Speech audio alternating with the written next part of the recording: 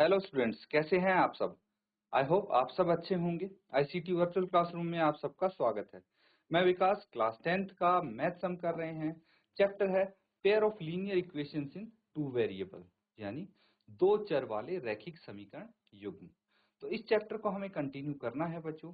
तो उससे पहले, कंटिन्यू करने से पहले पिछले सेशन में कुछ चीजें हमने सीखी थी, उनको एक बार आप रिकैप कर लीजिए। जैसे ये है यूनिक सॉल्यूशन कब प्राप्त होता है हमें, यानी एग्जैक्टली वन सॉल्यूशन, एक हल। जब भी हमारी लाइन इंटरसेक्टिंग होंगी, प्रतिच्छेदी रेखाएं जब होंगी, तो उस केस में हमें यूनिक सॉल्यूशन मिलेगा। या फिर जब हमारे जो इक्वेशंस हैं, ठीक है, इक्वेशंस हैं उसमें a1/a2 एंड b1/b2 बराबर नहीं होंगे, इनका रेशियो इक्वल नहीं होगा, तो हमें यूनिक सॉल्यूशन मिलेगा। एक कंडीशन तो ये है। दूसरी कि हमें नो सॉल्यूशन कब मिलेगा, ठीक है। नो सॉल्यूशन तब मिलेगा जब लाइंस पैरेलल हों, यानी समांतर रेखाएं हों। या फिर भाई ये बोल सकते हैं कि अगर ग्राफिकली आपको नहीं पता, ग्राफिकल रिप्रेजेंटेशन नहीं गिवन है, तो दूसरा क्या है कि अगर आपकी जो इक्वेशंस हैं उनमें a1/a2 बराबर हो b1/b2, लेकिन c1/c2 इनके बराबर ना हो, तो हमें नो सॉल्यूशन प्राप्त होता है। समझ में आ गया? बहुत सिंपल सी चीजें हैं, इनको ध्यान रखेंगे तो इजीली आप इसको कर पाएंगे। अब है हमें इनफाइनाइटली मैनी सॉल्यूशंस, यानी अपरिमित रूप से अनेक हल कब प्राप्त होते हैं, जब हमारी लाइंस कोइंसिडेंट हों, यानी समपाती हों, यानी एक लाइन के ऊपर दूसरी लाइन आ रही हो, तब हमें बहुत सारे सॉल्यूशंस मिलते हैं। या फिर तीनों रेशियोज, भाई a1/a2, b1/b2, c1/c2 बराबर हों, तो उस केस में ऐसा देखने को मिलता है। ठीक है, तो इसको नोट कर लेंगे, फिर हम कुछ क्वेश्चंस यहाँ पे करने वाले हैं।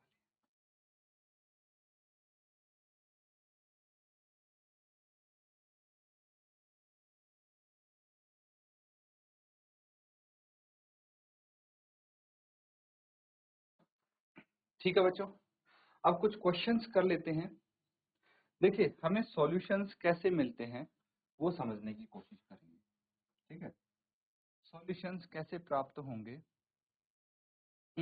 यहाँ पे क्वेश्चन देखिए, form the pair of linear equations in the following problems and find their solutions graphically. तो मैंने बताया था कि भाई हमारे पास सॉल्यूशन फाइंड आउट करने के अलग अलग तरीके हैं। ग्राफिकली हम सॉल्यूशन फाइंड आउट कर सकते हैं, मतलब ग्राफ पे बना के हैं, और जहां पे लाइन मिलती है तो वहां पे हमें सॉल्यूशन मिल जाएगा इसका। अगर ग्राफिकली नहीं करते हैं तो एल्जेब्रिक भी हमारे पास मेथड्स हैं, वो भी आगे आने वाले क्वेश्चंस में प्रैक्टिस करेंगे हम। तो सबसे पहले ग्राफिकली जो मेथड है उसको समझेंगे क्वेश्चन के हिसाब से। देखिए, सबसे फर्स्ट पार्ट, पहला पार्ट यहाँ पे करेंगे। क्या बोला गया है यहाँ पे? बोला है 10 students of class took part in mathematics quiz. If the number of girls is 4 more than the number of boys, find the number of boys and girls who took part in the quiz। बहुत simple सा है। सबसे पहले हमें समीकरण चाहिए होंगे। जब समीकरण आ जाएगा तो हमें कोऑर्डिनेट्स चाहिए होंगे, ताकि दोनों लाइंस हम ड्रॉ कर सके ग्राफ पे। और ग्राफिकली जब दोनों लाइन हम ड्रॉ कर देंगे तो जहां पे वो इंटरसेक्ट करेंगी वहां पे हमें सॉल्यूशन मिलेगा। ये है पूरा तरीका। अब इसको नोट करेंगे और सॉल्व करेंगे। यहाँ पे ये बोला गया है कि भाई एक मैथ्स का क्विज है क्लास 10th का, जहाँ पे 10 बच्चों ने पार्टिसिपेट किया है। 10 में से 4 लड़की, 10 में से क्या है, number of girls number of boys से ज्यादा है। और कितना ज्यादा है? 4 ज्यादा है। ठीक है, जितने बॉयज हैं उससे 4 अधिक क्या है, गर्ल्स हैं। तो आपको क्या बताना है, कितने गर्ल्स और कितने बॉयज ने क्विज में पार्ट लिया है, ये बताना है। और इसको ग्राफिकल मेथड से कैसे बता पाएंगे वो हम यहाँ पे सीखने वाले हैं। तो नोट कीजिए, फिर आगे करते हैं।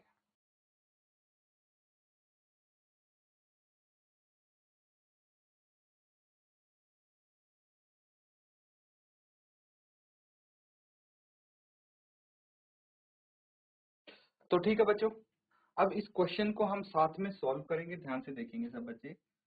अब यहाँ पे हमें इक्वेशन चाहिए, तो एक इक्वेशन तो ऐसे बन जाएगी कि जो number of girls and boys हैं, ठीक है, वो अगर होते एक्स एंड वाई, है ना, let the number of girls and boys, ठीक है, बॉयज एंड गर्ल्स पूछा है तो हम सेम ऑर्डर में लिख लेंगे, बाकी इससे भी कोई फर्क नहीं पड़ेगा, आंसर आपका आ जाएगा। Number of boys and girls be x and y respectively, ठीक है, ये मान लेते हैं। समझ में आया? अब अगर हमें क्या दिया है, अकॉर्डिंग टू क्वेश्चन बोला गया है कि टोटल 10 बच्चों ने पार्टिसिपेट किया है, यानी जो गर्ल्स बॉयज हैं और जो गर्ल्स हैं दोनों मिला के टोटल 10 है। समझ में आ रहा है?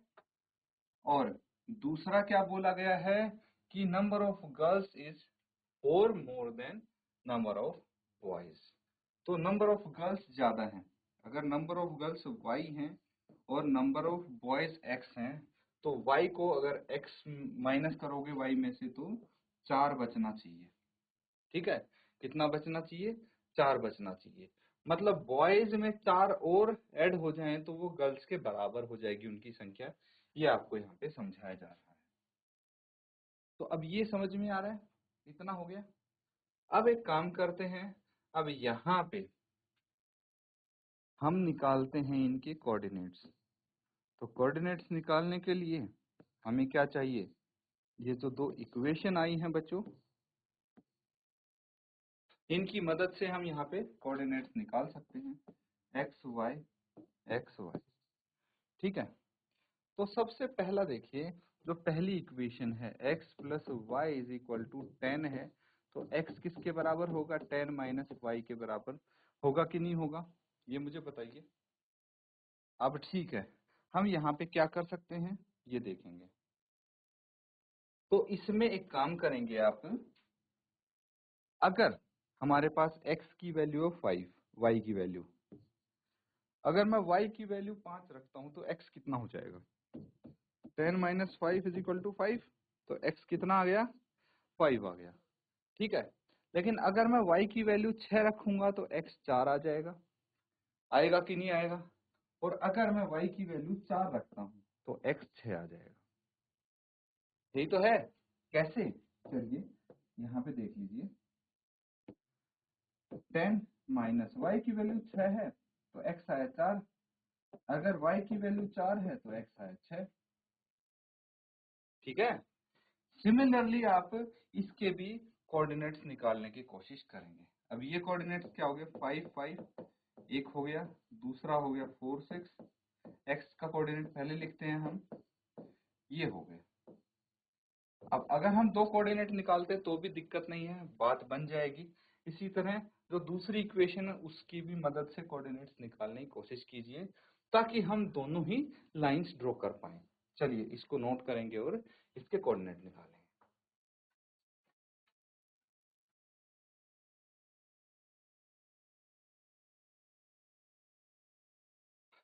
ठीक है बच्चों, तो यहाँ पे बहुत सिंपल तरीके से आप क्या करेंगे, अब देखिए हमारे पास जो इक्वेशन है y minus x is equal to 4 है, ठीक है। तो हम एक काम करते हैं, या तो हम यहाँ पे y की वैल्यू निकाल लेते हैं, कितना आ गया? 4 प्लस एक्स, क्या आ गया? 4 प्लस एक्स आ गया। अब मुझे बताइए कि अगर आपका x होगा 5, ठीक है, x होगा 5, तो ये थोड़ी बड़ी वैल्यू आ जाएगी। एक काम करते हैं, अगर आपका x है 1, ठीक है, x की वैल्यू 1 है तो y कितना आ जाएगा? 4 प्लस 1 इज इक्वल टू 5, 5 आ गया x की वैल्यू अगर 1 है तो। लेकिन अगर x की वैल्यू माइनस 1 है तो चलिए देख लेते हैं y कितना आएगा? 4 माइनस 1 इज इक्वल टू 3, है ना। अगर x की वैल्यू -2 है तो y is equal to 4 - 2 is equal to 2। तो x की वैल्यू -2 पे y 2 आया। ये इसके कोऑर्डिनेट्स हो जाएंगे 1 5 -1 3 एंड -2 2।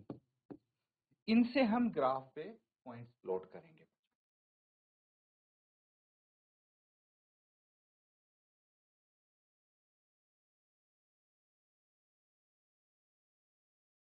तो ठीक है बच्चों, यहाँ पे हम एक रफ ग्राफ प्लॉट करने की कोशिश करते हैं।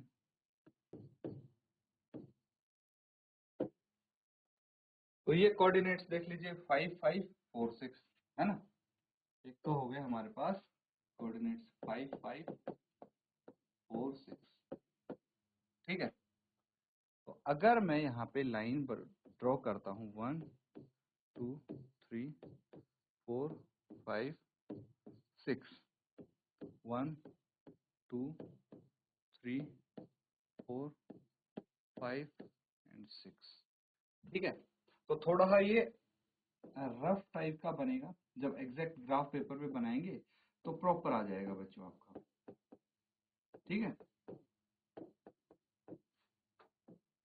-1 -2 -3 -4 एंड सो ऑन। ठीक है, अब हमें क्या चाहिए, एक तो है 5 एंड 5, तो यहाँ कहीं एक पॉइंट हमें मिलेगा 5 5। दूसरा पॉइंट है 4 6, तो ये हो गया 4 और यहाँ पे हो गया 6। ठीक है, तो 4 6 ये पॉइंट्स हो गए। इन दोनों को हम ज्वाइन कर देते हैं।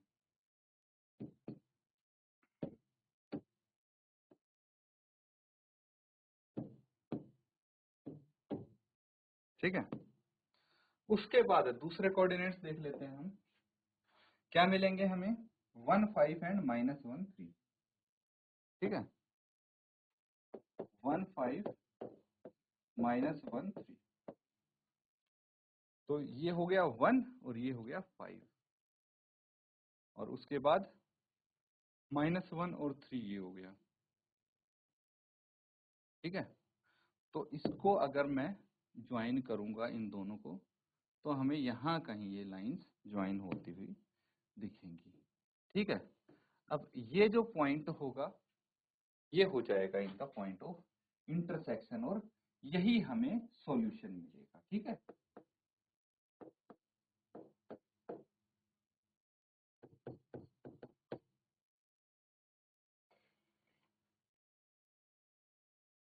तो बच्चों इस केस में हमें एक रफ टाइप का फिगर मिला है। बाकी हम जहां पे भी इंटरसेक्शन पॉइंट होता है वहां पे आपका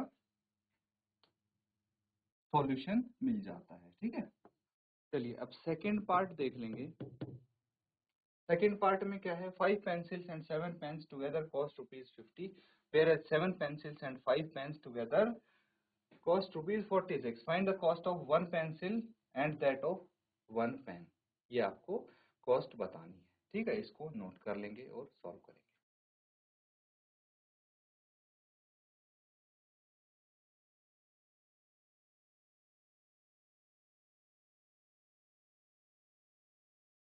ठीक है बच्चों, अब यहाँ पे हम क्या कर सकते हैं, let the cost of 1 pencil be ₹,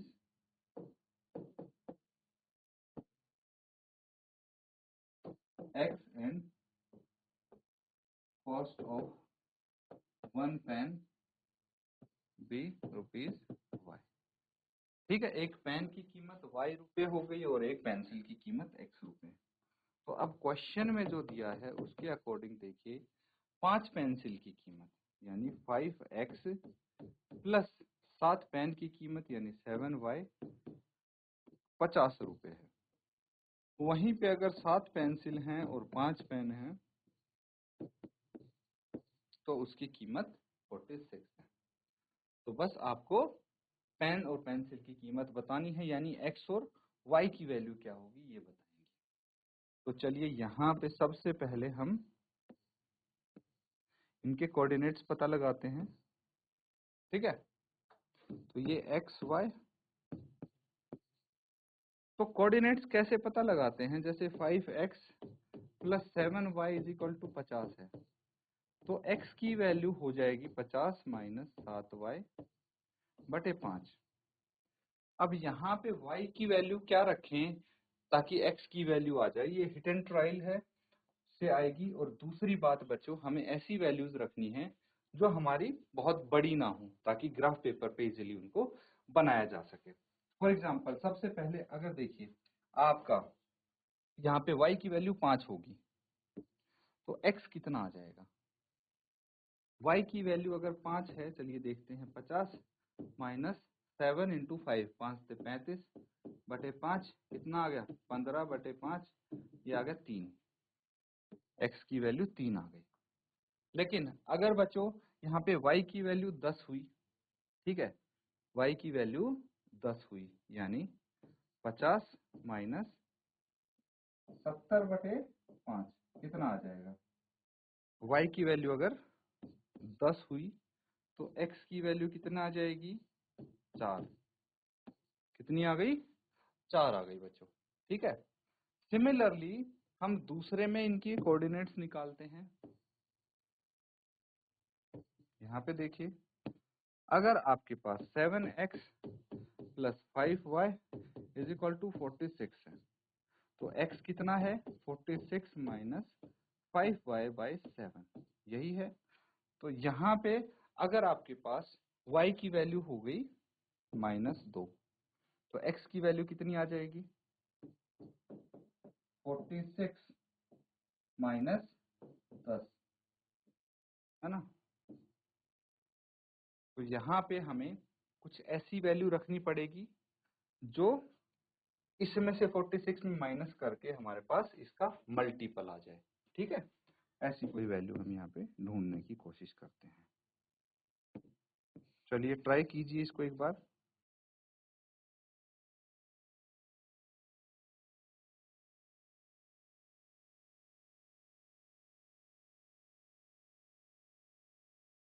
तो ठीक है, यहाँ पे बिल्कुल अगर हम -2 रखते हैं इसकी वैल्यू, तो 46 प्लस 10 बटे 7, ये आ गया 56 बटे 7, ये आ जाएगा 8। कितना आ गया? 8। ठीक है, अगर -2 नहीं, हम यहाँ पे 5 रखते हैं इसकी वैल्यू, तो कितना आ जाएगा? 46 माइनस 25 बटे 7, ये कितना आ गया? 21 बटे 7, मतलब 3 आ गया। तो अगर मैं यहाँ पे 5 रखता हूँ तो ये 3 आ जाएगा। ठीक है, तो कोऑर्डिनेट्स मिल गए हमें। क्या मिल गया? 3 5 और 1 4 10। यहाँ पे कोऑर्डिनेट क्या मिल गए? 8 -2 और 3 5। इनसे ग्राफ बनाने की कोशिश करेंगे आप एक बार।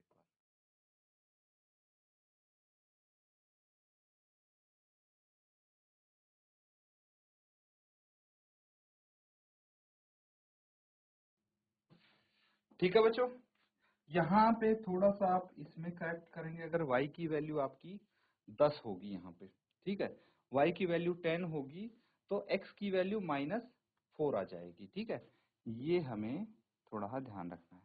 बाकी आपका सही है। और ग्राफ आप बना के देखेंगे एक बार। ग्राफ पे लाइंस ड्रॉ करेंगे और जहां पे इंटरसेक्ट होगी वहां पे आपका सॉल्यूशन आ जाएगा। ये होमवर्क हो जाएगा बच्चों, इसको होमवर्क में कंप्लीट करेंगे।